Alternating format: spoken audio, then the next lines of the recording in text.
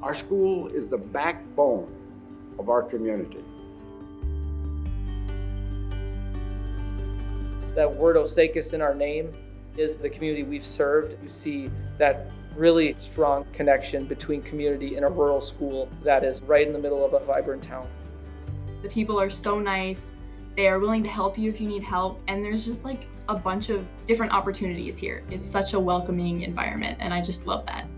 You know, our school facility can date all the way back to the early 1900s, and the expectations they had for students back then were different than they are now. We want to make sure our building is situated for every student to reach their potential.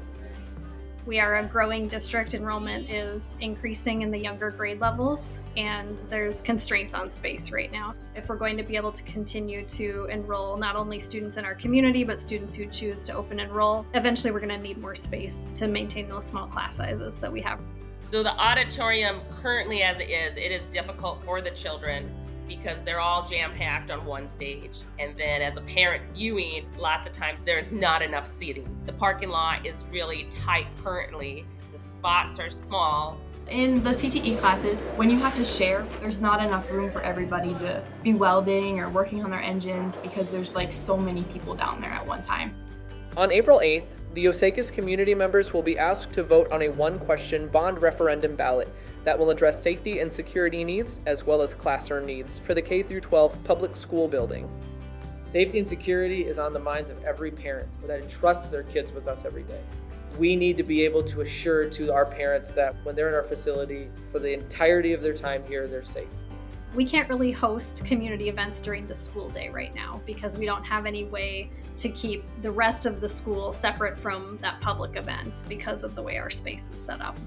With the new proposed design, with the auditorium and the gym space that would be on one end of the building together, we would have the ability, for instance, to block that off during the school day. And then we would have all that community traffic, event traffic, and our use of those spaces to be segregated off of our existing classroom space and right next to the parking, so the ADA accessibility would be so simple for our senior citizens and anybody who would need that, as well as our special education population and other handicapped students. What that leaves is the opportunity for us to expand our CTE space in this large area and build off of what's already here.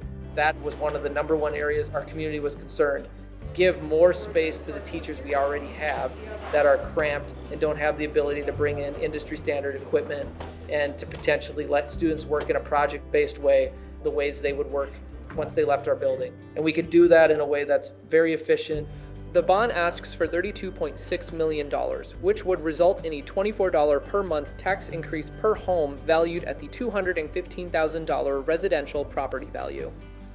Plan B would be continuing to look for space outside of our walls to expand into, and it could limit the possibilities in programming that we can do for our students.